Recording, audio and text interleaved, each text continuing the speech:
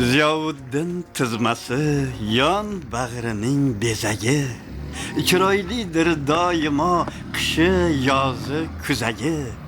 Qirning guli qir guli, ochilmagan bir guli. Madhin kuylab bo'lolmas olamning bor bulbuli.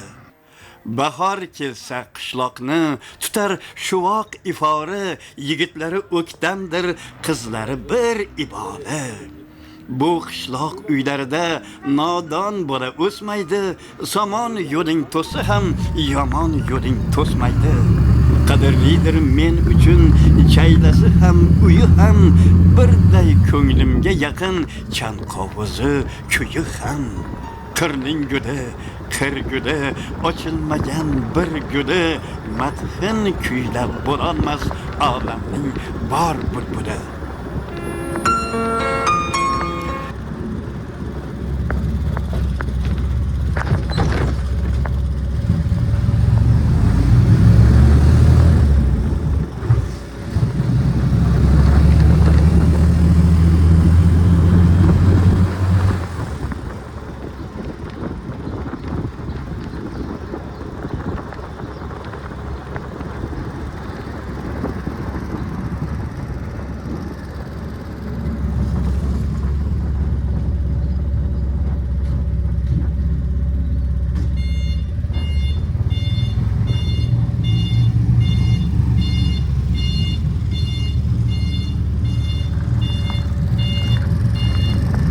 Qishloq bekati.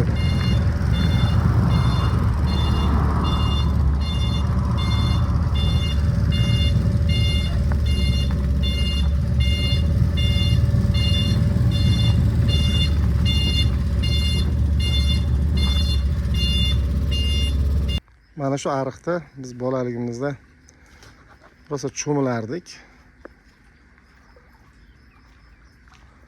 Ariqdagi mana gujum daraxti nihoyatda yaxshi rivojlanibdi. Va bu ariqni hozir ko'rsataman. Va nariroqda suv yig'iladigan joyi bor. O'sha yer doim bizni bolalar bilan o'rtoqlarimiz bilan yig'ilib cho'miladigan joyimiz edi. Mana shu yerga erta tongdan kelib kalla tashlash boshlardik. Bu joyda katta ariq deb qo'yardik. Hozir endi menga juda kichkina ko'rinadi. Erta tongdan tok qora kechgacha o'zimiz ham yuzlarimiz loyqa bosib ketardi, shu yerlarda cho'milardik. Bu qishloqning boshlanishi. Qishloqqa mana shu yerdan kirib kelinadi. Ayrim yosh kattalar oxiri oqib ketasan sen bola deb hazillashardi. Baliq bo'lib ketay deb. Bu qishloqdagi taksilar kelib to'xtaydigan kichkinagina mo'jaz ostanovka, bekat. Qishloq mezza, qishloq hokim degandek mazza qilib suv sepayotgan bu yerda. O'zgarsa gashti bor bu ishlardi ham. Men ayniqsa men yoshlangan odam uchun xabarsak, ko'pdan beri sog'inganman. Suv sepayotgan joylarimni ham ko'rsak, bu yerdagi daraxtlar, turli o'simliklar rahmat aytyapmiz. Qarang. Sizlar qishloqqa borib, mana shunaqa suv sepib, loyqa suvlarda cho'milib, bolalik, yoshlik davrlaringizni eslasangiz, o'ylaymanki, hordiq, dam olish, ta'til bundan yaxshisi yo'q. Qaysi Vyetnamdan, qaysi Tailand, qaysi Bali yoki boshqa dengiz joylardan kami bor. Lekin issiq, lekin shunga issiq, o'zgarsa gashti ham bor. Yavay orollari, Maldiv orollari desammi. Tuproq qilib chiqdi o'zi. Suvga ketayotgan joyimdan yaqinroq olib keldim, janob operator. Operatorimiz ham tajribali, ko'pdan beri bu sohada shug'ullanadi. Samovarga ham ko'rsatdi. Samovarga suv qaynayapti. Qozonda suvni pullab turibdi. Mana kelinglar, mana uzumlar pishyapti. Uzum kalorlarni ko'rsatib qo'yamiz. Mana Ha. Bu da qushlar uzumlarga hujum qiladi, chunki mana bu qoplar bilan uzumlarni bog'lab qo'yishadi. Shunaqa qilib hosilni boy bo'lib qo'yadi. Uzumlarga ovqat keltiradigan qush bu germon mayna deymiz-ku. Mana uzumlar shu tarzda himoya qilinadi bu yerda. Yaxshi, bizning sayohatimiz davom etadi. Qishloqqa sayohatni kuzating, like bosing, kommentariyada, izohlarda fikrlaringizni yozib qoldiring. Qishloqdagilar mana shunaqa qilib uyiga suv borishadi va ekinlari, daraxtlarini sug'orishadi, gullarini. Mana shunday qilib daraxtlarga suv olib ketyapmiz. Yiqilib tushsam manda emas. Dahshat. O лежащий полицейскиlar tutashashganda baland qilib.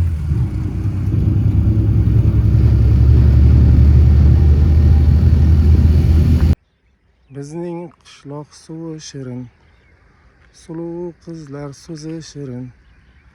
Bilaman men, shu sababli jon dildan sevaman men. Qishloqda sekin-asta quyosh botib kelmoqda. Hamma kechki ishlar bilan band. Mana dalada traktor tirillamoqda.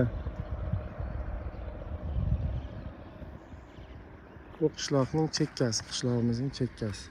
Mana shunaqa tog' adirlarni poyida joylashgan qishloq, Qirguli qishlog'i.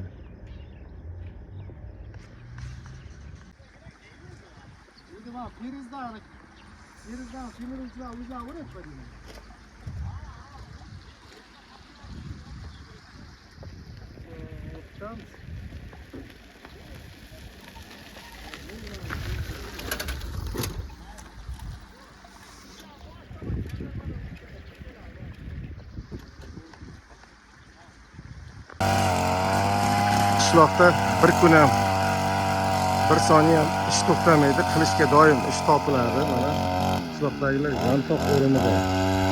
Bir qismi mana yantoqni o'rayapti, bir qismi yantoqlarni mana texnikaga yuklayapti. Shu tarzda hayot har kuni qizg'in, jo'shqin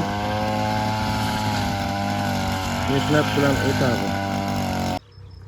Qishloq bo'ylab sayohatimizni davom ettiramiz.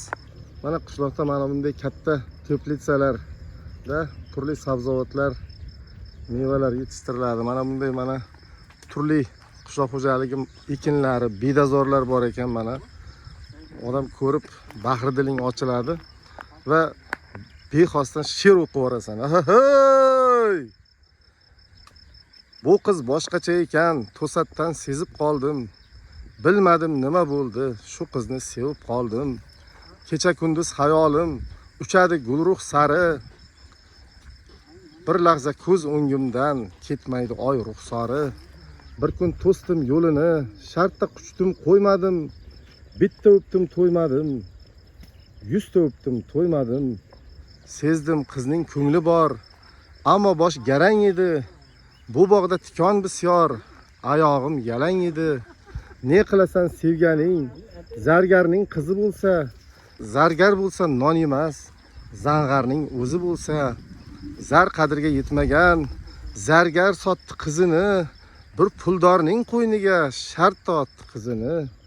Bir kun yotib yig'ladim, 10 kun yotib yig'ladim. Bilmasdim netmak kerak, qanday talashar edim. Men o'shanda yosh edim, 17 yashar edim. 10 yoz o'tdi, 10 bahor, bir kun uni ko'rdim. Hurkak kiyikcha emas, go'zal ohuni ko'rdim. Bedapoya, bedapoya, mana bedapoya. Bedapoya hech kim yo'q. Ketkizgani qo'ymadim. 100 ta o'pdim to'ymadim. 1000 ta o'pdim to'ymadim. Kuldi, sevaman dedi. Yuragimda siz dedi. Mendan or qilmang dedi. Men bokira qiz dedi. Tufay bar xom xayol, qo'ldan ketgan hammasi. U endi oddiy ayol, bir etak churvaqasi. Menmi nima ishing bor? O'sha sayoqman, to'rt tarafim tikonzor, hamon yalang oyoqman. Qishloq bo'ylab sayohatimiz yana davom etadi. Bizni kuzatishda siz ham davom eting. Qishloqda yashaydiganlar qish g'amini yozda yeydigan qoidaga rioya qilishadi. Mana qishda qora mollar, qo'y, echkilar yeydigan yantoqlarni mana shunaqa qilib jamg'arishadi. Ish qizg'in, bir tomondan ker bilan o'rib ketaverishadi, bir tomondan yig'ib mana bunday texnikaga ortib uyga olib borib quritib qo'ysa, qishda juda rohati jon o'ziga xos yem xashaklar jamg'ariladi va biz yashaydigan qishloqqa yaqin joydan mana Afrosiyob poyezdlari o'tadi. Katta tezlikda mana. Tezlikni qarang, tezlik.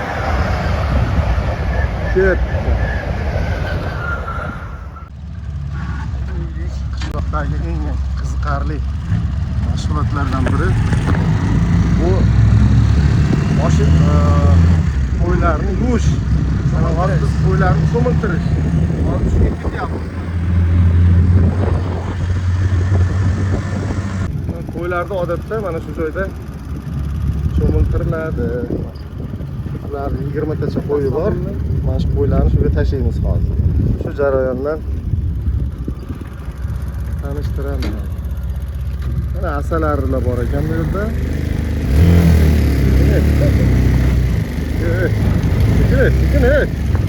Bizning qishloq suvi shirin, suluv qizlar so'zi shirin.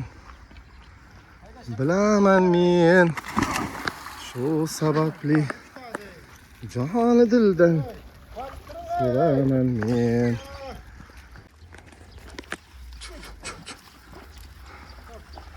Qo'ylarni cho'miltirishni boshlayapmiz mana. Hozir agar sal hushyor turmasak, qochib ketishlari mumkin.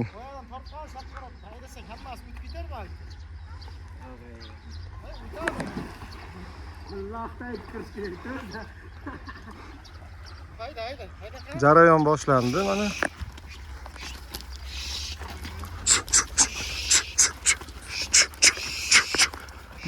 Odatda bittasi o'tsa, qolgan qo'ylar ham o'tib ketishi kerak.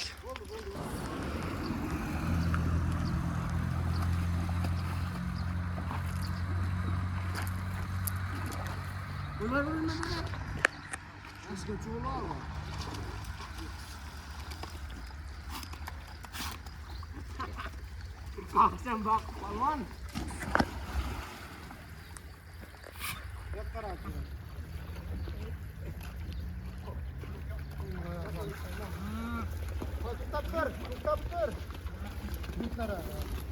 Kek yazım.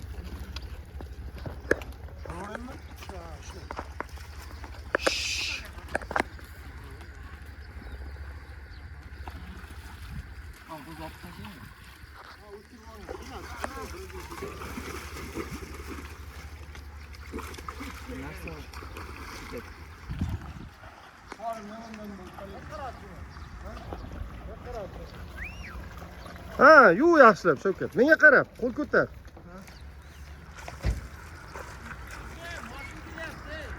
Voy, молодец, Shavkat, ashna yaxshilab. Ha, qutlarni cho'miltir. Qutlarni yuv ashtar.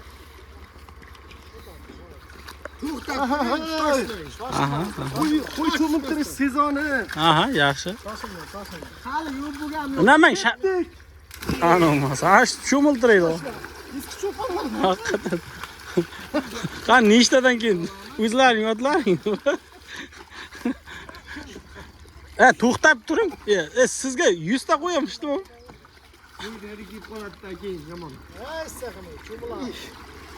Nima gaplar gapirgan? Ha, boraman.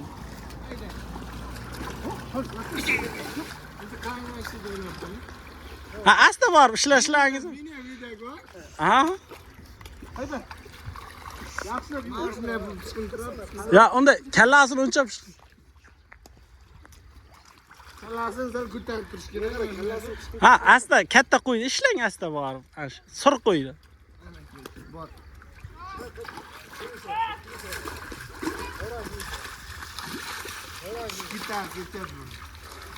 Hoppa.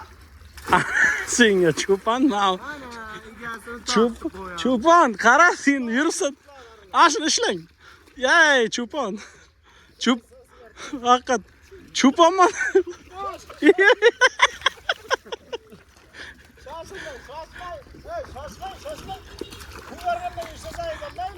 Ey, cho'pon bunday bo'ladi.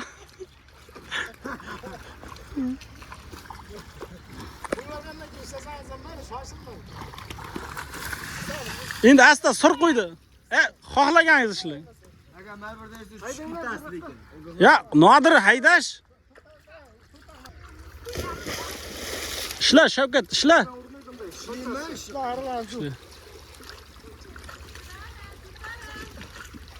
Asta, yaqinroq, shoshilmang.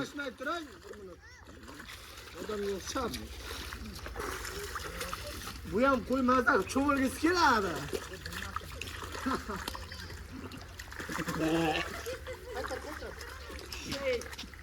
Bo'ldi, Shavkat, qo'y ber.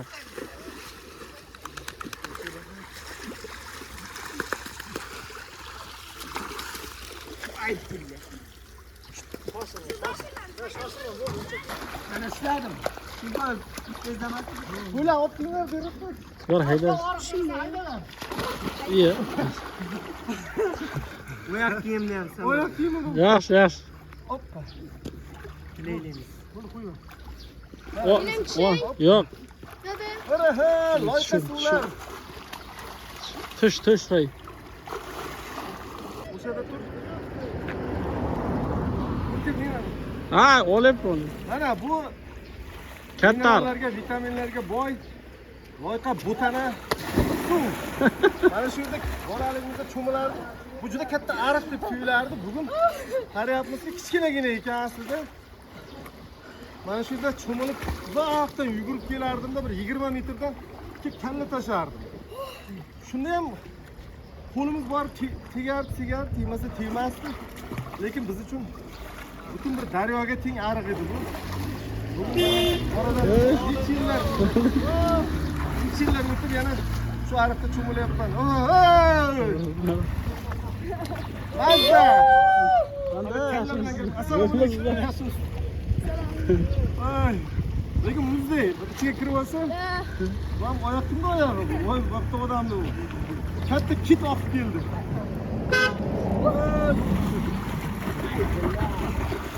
Ay, ikkita shippak topib oldim. Kimning shippagi bu? Oyoq tagida toshlar bor ekan, ishlab turdi. Sakring! Qo'ylar ketdi. Mana qilib sakring! Qo'ylar ham mazza qildi lekin.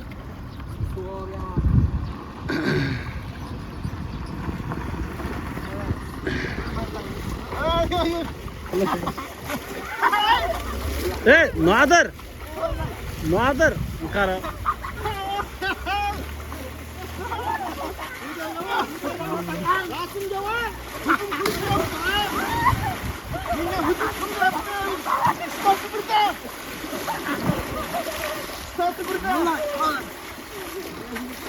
Bo'ladi, ey. Bo'ldi, shahar berdim. Ey, Nodir shpang qayda shpang? Ha? Shpang, olib ketma. Bo'ladi, Ya. sarguzashtlarimiz davom etadi. Qishloqqa sayohatni kuzatishda davom eting sizlar.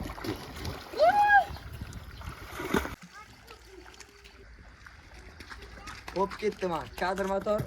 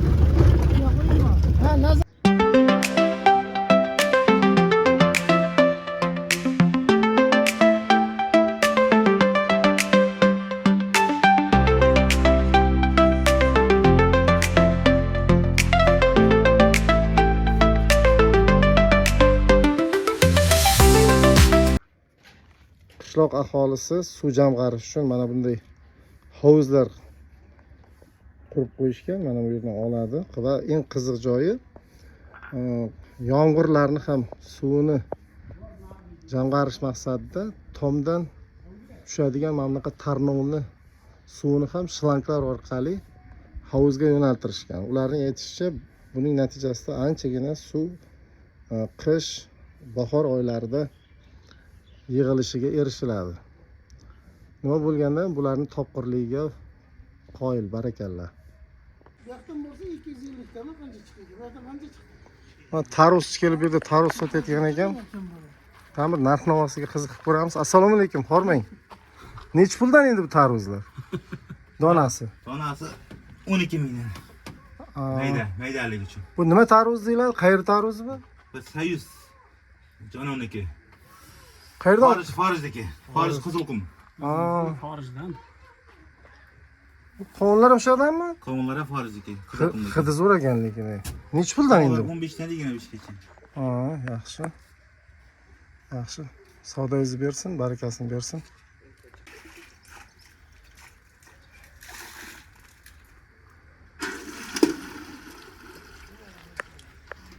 Oyiga ko'z bu haqiqat. Quduqim 2. Bu yerda har bir xonadonda xuddi shunaqa suv jamg'aradigan mana shunday maxsus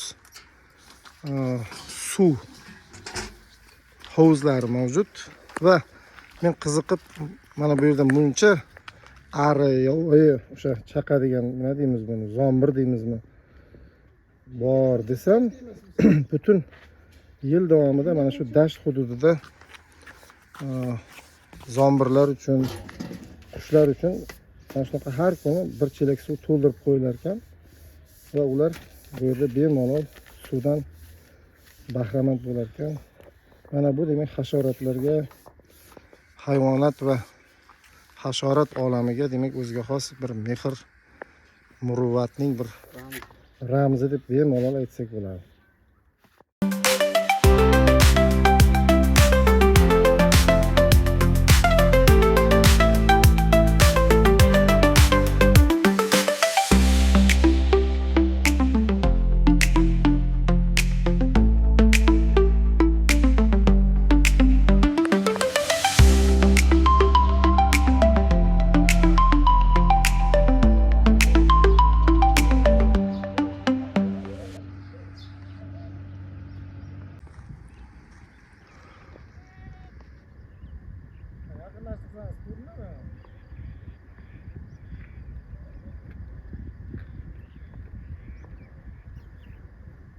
Mana bu qishloqdagilar umuman Qirguli qishlog'i aholisining qabristoni. O'tganlar joy jannatda bo'lsin, oxiratlari obod bo'lsin. Mana endi bu bizning qishloq. Men tug'ilib voyaga yetgan qishloq.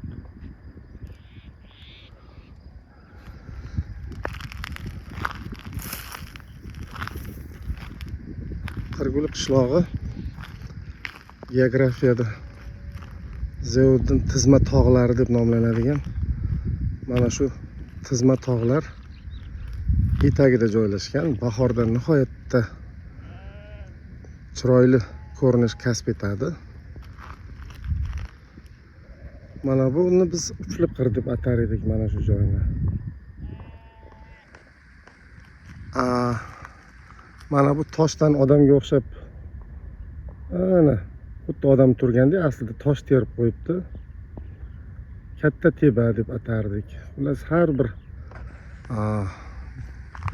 joyni o'zini qandaydir nomi bor, xalq nomlagan. Katta teba, yo bir to'rtkasa, har xil nomlari endi yillar o'tib ketyapti, sekin-asta meni ham esimdan chiqyapti. Mana bu tuman markazi Zevuddin shahri. Naryoqda to'g'rida mana Oqtog' joylashgan. Xatirchi, Nurota tumanlari o'sha tomonda.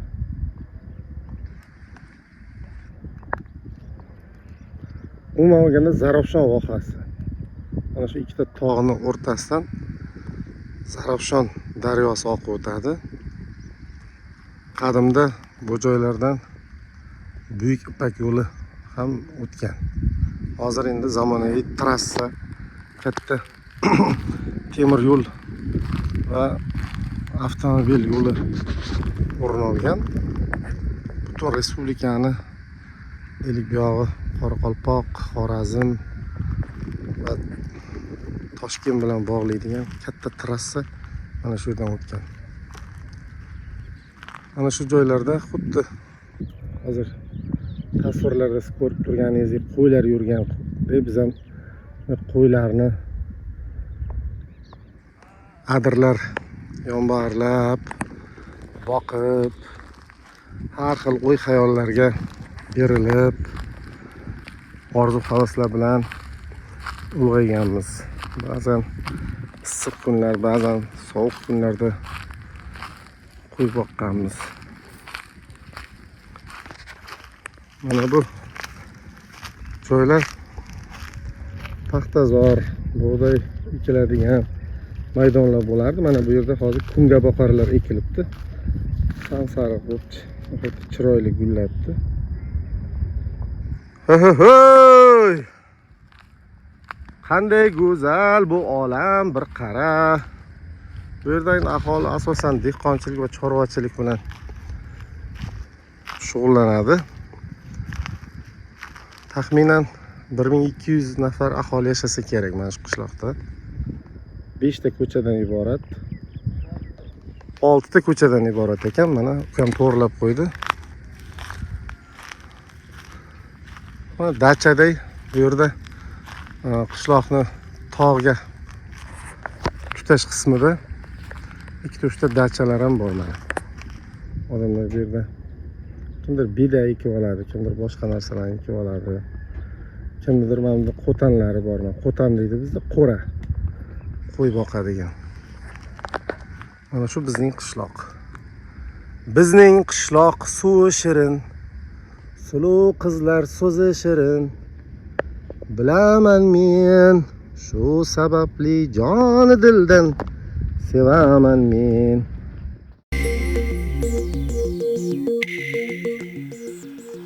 Hurmatli muxlislar, dasturimizni adabiy jarayon eshittirishi bilan davom ettiramiz.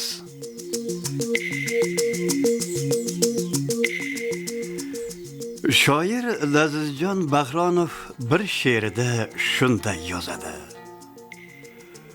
Bu tog'lar vujudimning oromi, yuragimning maromi. Bu tog'lar meni ko'kka ko'targan, bag'rida ko'p ko'kargan. Bu tog'lar davo obi havosi, qushlarining navosi. Bu tog'lar butun bir jahonga teng, o'zidan quchog'i keng. Bu tog'lar har qarichi oltin zar taratadi xush ifor. Bu tog'lar donish tog'lar, xomush ko'ngilni chog'lar. Bu tog'lar ta'masi yo'q tog'lar bu, ta'nasi yo'q tog'lar bu. Tortig'i xo'p tog'lar bu, og'rig'i ko'p tog'lar bu.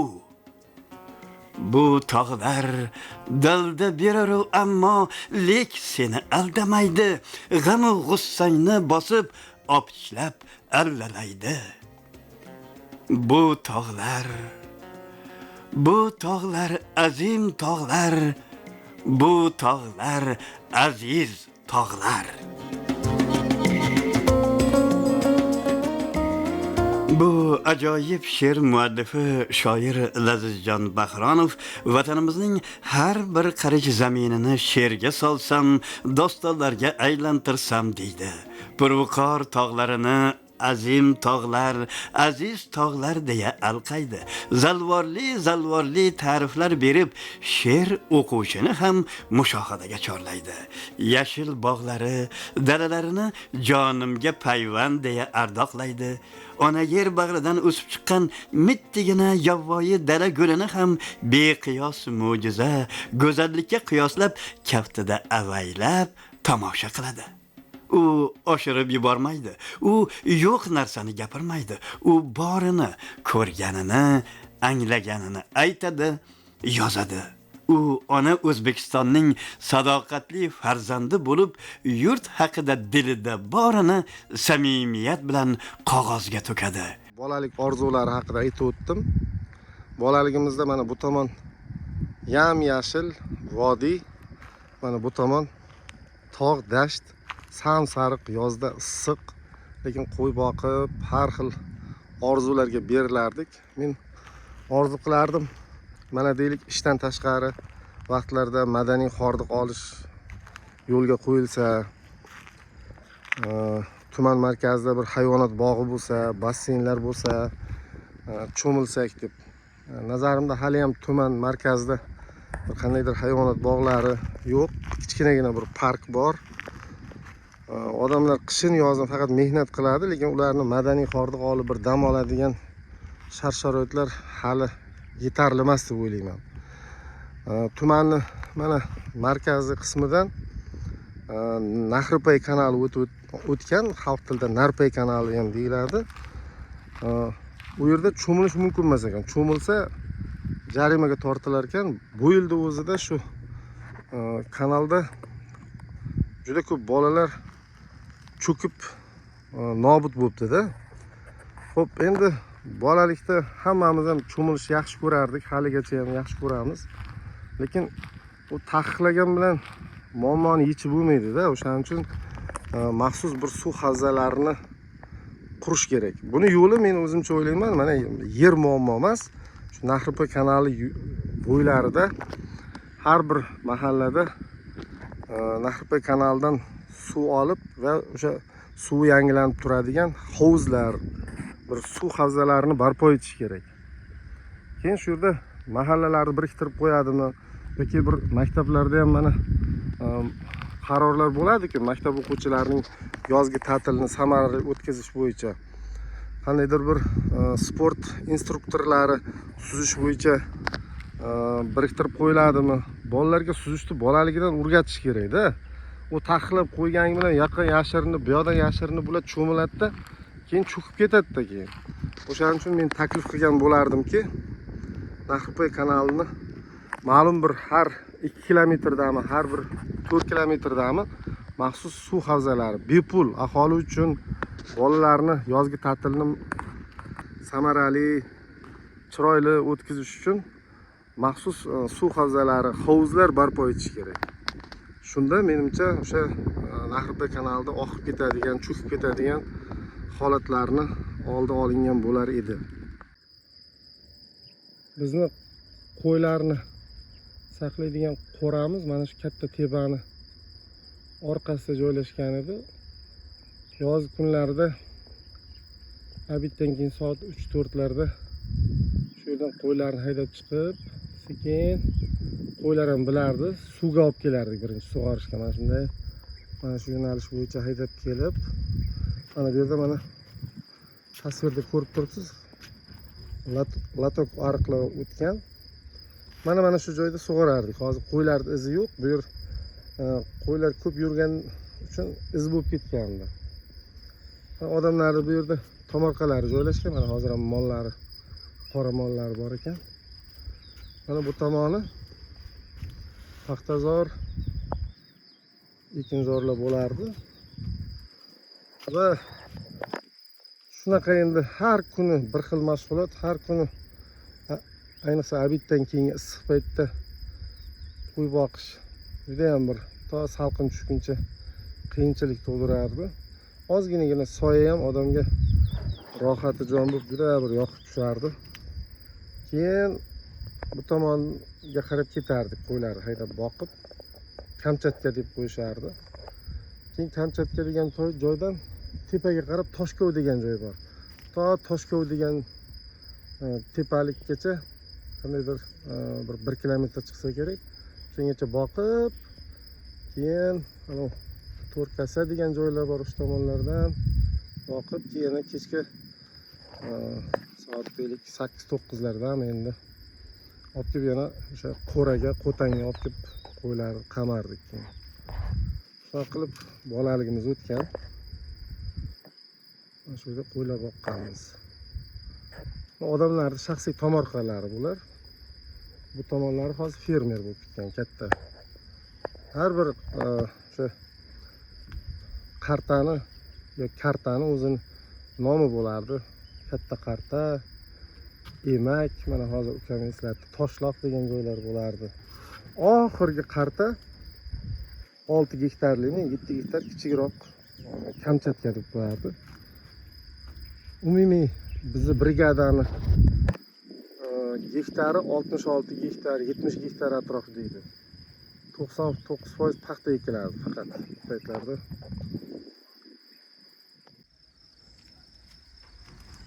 Jahon kino fondining oltin zaxirasidan o'rin olgan Kunga boqarlar degan badiiy film esimga tushib ketdi. SSR va Italiya kino ijodkorlari tomonidan suratga olingan o'sha filmda Kunga boqarlar filmning o'ziga xos bir badiiy pafosini belgilab bergan deyish mumkin.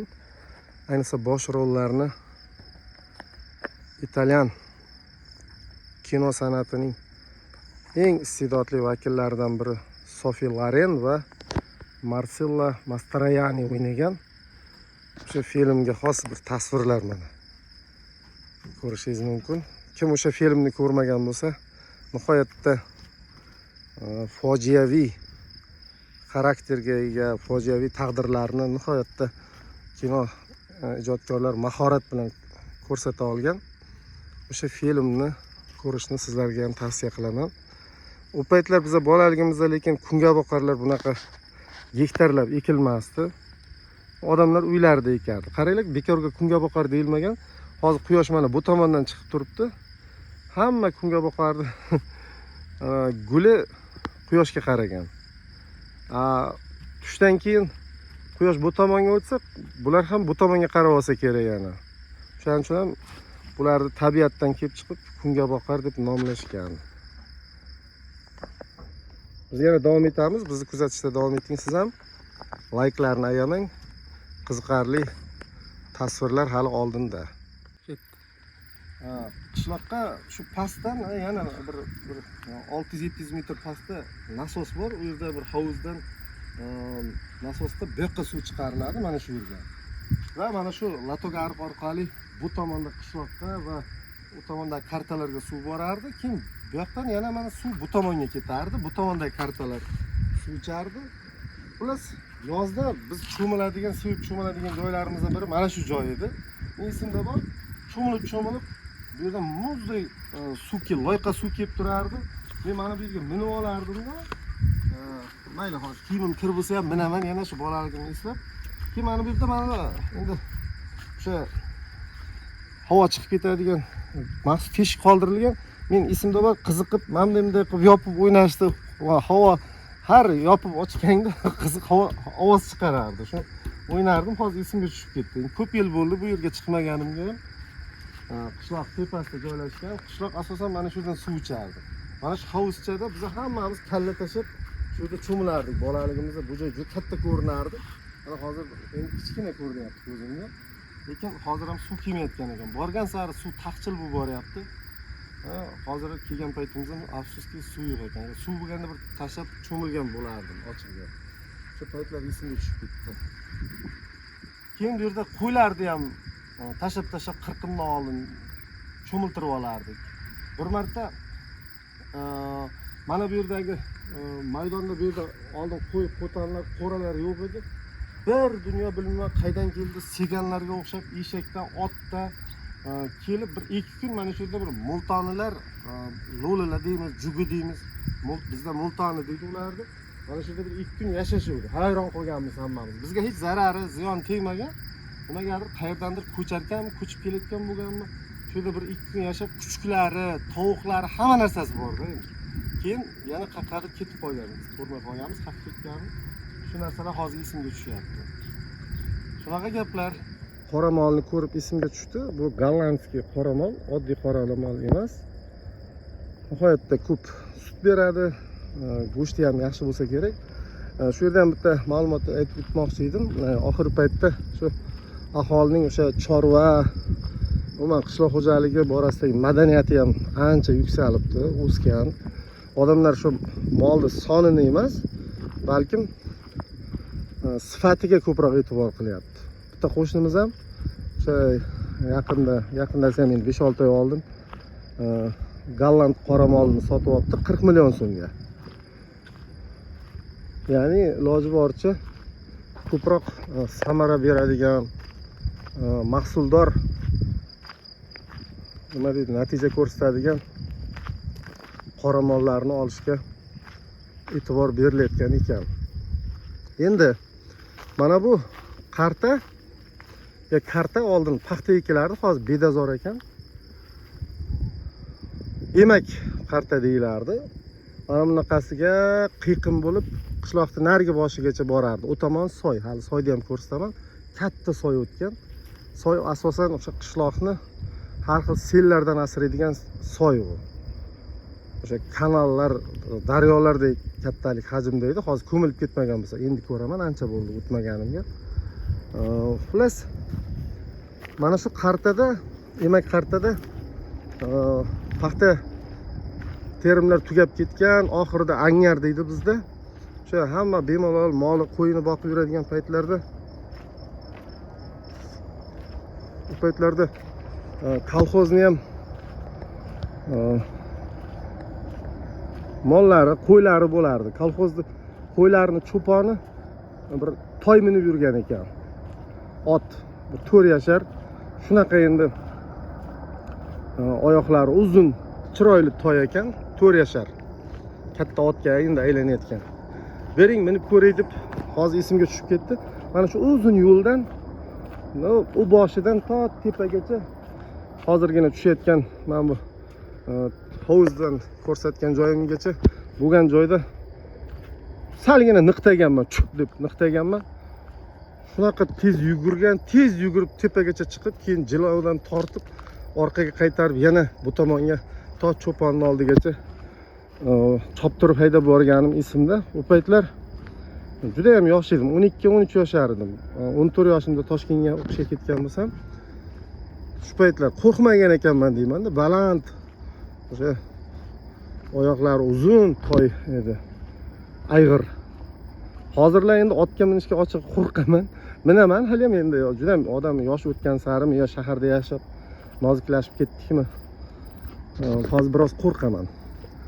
Keyin bu yerda hozir piyoda yurib ketayotganim sababi, ukamga ham aytdim, sen uzoqroqqa borib turur, o'zim piyoda yurgim kelyapti deb. Mana shu tor ko'cha, u paytlar mana shu qartalar orasidagi yo'llarga, qartalar boshidagi yo'llarga ertalab, kechqurun albatta katta bochkali o'sha traktor suv separdi. Yaqinda o'sha kishi ham olamdan o'tibdi, rahmatli joyi jannatda bo'lsin. Davlat aka doim ertalab, kechqurun suv sepib o'tardi. Ya'ni maqsad tutlar, paxtalar ortiqcha chang bosib ketmasligi uchun. Hozir endi bunaqa suv sepishlar afsuski shaharlarda ham juda ham kamnamo bo'lib ketdi. Qishloqlardagi suv sepadigan suvlar ham endi bilmadim, o'sha paytlar suv ham bemalol bo'lganmikan, hozir borgan sari qirg'oqchilik ochib suv kamayib boryapti. Plus mana shu ko'chadagi hozir tutlar hali ham saqlanib qolgan ekan. O paytlarda tut, tol, plus rosa bu yerda qalin bo'lardi. Hali ancha seraklashib qopti. Mana shu uzun ko'chadan yurish menga qiziq tuyulardi-da, qandaydir. Hozir piyoda yurgim keldi. O'sha paytlarni eslab, qandaydir bir so'qmoq yo'lga o'xshagan, o'ziga xos bir romantik kayfiyat bag'ishlaydigan yo'l edi-da bu yo'l. Qarang, sizlarga ham tasvirda yetkazib bera olyapmanmi, yo'qmi? Nihoyatda uzunligi 1 kilometr ham chiqmaydi-yu, lekin qiziqarli yo'l. Shu yo'lda yurishni maza qilardim. Hozir ham mana piyoda yurib, tepadan tushib kelyapman. Mollarni albatta qora mollar yaxshi ko'rardim o'sha paytda ham. Mana qora oq, qora mol, ola oq mollar bu yerda ko'rib turibmiz. Bedalar gullabdi mana. Beda o'rganda bedani hidi nihoyatda yoqimli bo'lardi. Bedalar ustida yotib, voy. O'zimiz ham beda o'rib qochardik. Hamma beda zorlarida o'sha paytlarda ham qorovuli bo'lardi. Qorovulda yashirinib shu bir ko'targilik, ikki ko'targilik, bir bog' ikki bog' qiziq voqealar ko'p bo'lgan hali vaqt kelsa. Ularni ham hikoya qilib aytib berarman. Mana shu nima deydi? Kungaboqarlar ekilgan maydon. Mana shu qarta 14 gektarlik katta qarta deb qo'yardi. Eng kattasi 14 gektar, qolganlari 10 gektar, 6, 7, 8 gektar bo'lardi. Eng kichkinasi 6 gektar, 5 gektarligini bo'lardi. Mana katta nasosning oldiga kelyapmiz. Nahipay kanalidan mana shu yerga suv tashlanadi. Boykuchukka suv tashlanadi. Boykuchukdan oqib keladi, bu yergacha keladi. Keyin bu nasosdan mana shu yerdagi nasosdan keyin tepaga suv chiqarib beriladi. Keyin boyagi ko'rsatgan joyimga. Shu bilan asli dash bo'lgan joylar o'zlashtirilganda, endi SSR davrida o'zlashtirilgan. Mana bu yerda otlar bor ekan, mana fermerda. Bu yerda bitta xona bo'lardi mana shu joyda. Nasosning xonasi bo'lardi. Mana hozir bu yerda shunchaki supa qilib qo'ygan ekan. Bu yerlarda yana nimadirlar qurilibdi. Fermerning menimcha ranchosi bo'lsa kerak. Suv. Kuchugi yo'qmi? Ochiq gap, shuni o'ylab kelyapman.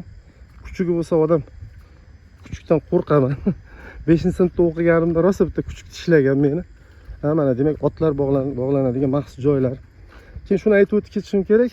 Qishlog'imizda keyingi yillarda Qirguli qishlog'ida maydon tashkil qilinib, katta ko'pkarilar o'tkazilyapti. Butun respublikadan, qo'shni respublikalardan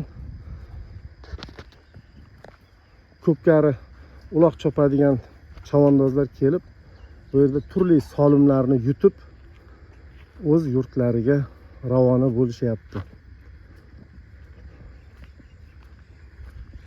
Hali imkon bo'lsa sizlarga o'sha ko'pkari o'tkazilayotgan, ayniqsa qish, bahor oylarida ko'pkarilar o'tkaziladi. O'sha joylarni ham ko'rsataman. Mana shu eski tutlar hali ham bor. Mana bu maydon punkt deb qo'yardi. Shu 12-brigadaning paxtalari to'kiladigan punkt. Keyin dori saqlanadigan katta og'ilxona bo'lardi. Afsus, hammasi buzilib ketibdi. Keyin ana u yerda ustaxona bo'lardi. Demak, u yerda yangi fermerning imoratlari qurilibdi. Hovuz bo'lardi, adashmasam qayerdadir.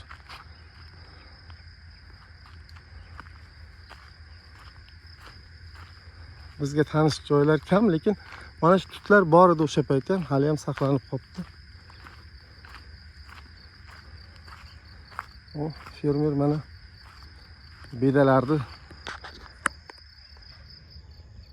preslab jamg'arib qo'ydi.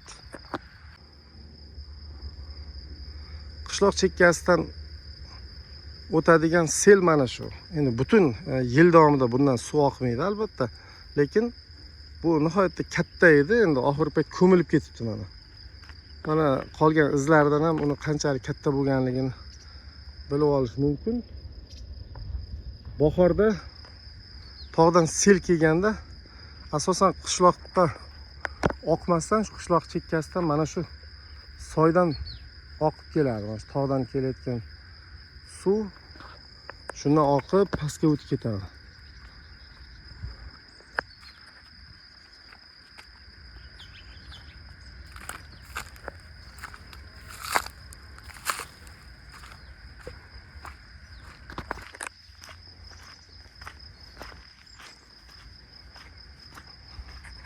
Bu yoqda ham 3-4 ta otlar bor ekan.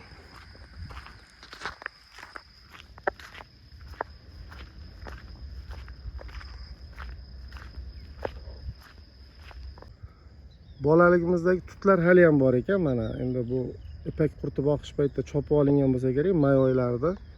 Bu balqi tutlar deydi buni. Nazarimda oldin ko'proq edi, lekin hali ham bor ekan. Shunga ham xursandman. Nihoyatda bu balqi tut katta-katta oppoq bo'lib hosil beradi. Hozir men o'zim yashayotgan Toshkentdagi ko'p qavatli uy atrofiga qo'shnilar bilan ekkanmiz. Hozir o'zi hosil berishni boshladi. Mana bular nihoyatda mazali mevaga ega bo'ladi. Jonni rohati. Yegan sayin to'ymaysan bu balqi tut mevalariga. Keyin mana bu yerda otlar turgan joyda har doim mana soy oxirida qamishzor bo'lardi. Hali ham bor ekan. Qamish, lux deb qo'yadi, o'shalar o'sardi. Hali ham borga o'xshaydi, to'g'rimi yo poyami u? Ha, qamishzor mana. Shu oxirida chunki ko'p suv yig'ilardi, mana shu oxirida shu uchun qamishzor hosil bo'lgandi.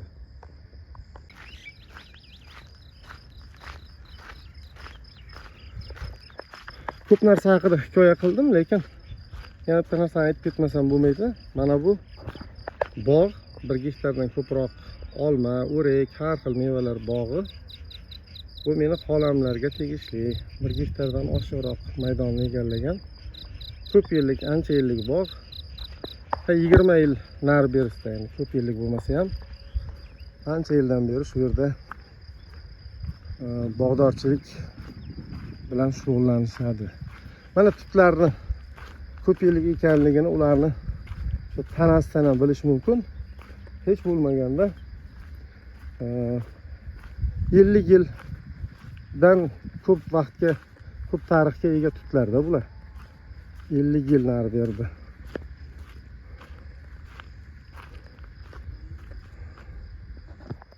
Girmon qush mayna ot tepasiga qo'nib turibdi.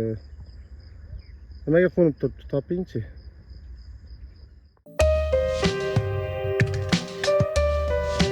Bu to'lqinning elchisiz topilgan hamrohlari.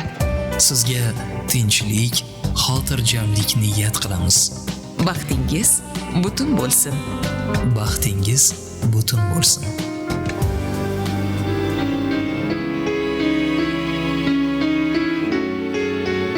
Dasturimizni adabiy jarayon eshittirishi bilan davom ettiramiz. Bir qarasam, beg'ubor tushga o'xshaysan. Bir qarasam, beozor qushga o'xshaysan. Birdam hayrat ila qarshingga boqsam, qalbni dars etuvchi mushtga o'xshaysan. Bir qarasam, hoksor do'stga o'xshaysan, eng shaffof hislardan mastga o'xshaysan. Yurakkinam portlab, tikilsam jimib, shayton izmidagi kasga o'xshaysan. Men ham ano emas, men ham shum bola. Lek hamon men uchun sirga o'xshaysan. Asling anglolmasdan hayronman, lolman. Yaxshisi o'zing ayt. Kimga o'xshaysan?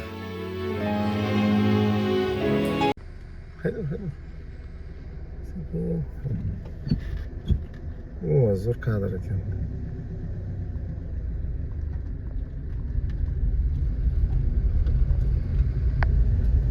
Qishloqda quyosh botmoqda. Meni ham qishloqqa sayohatim o'z nihoyasiga yetib bormoqda.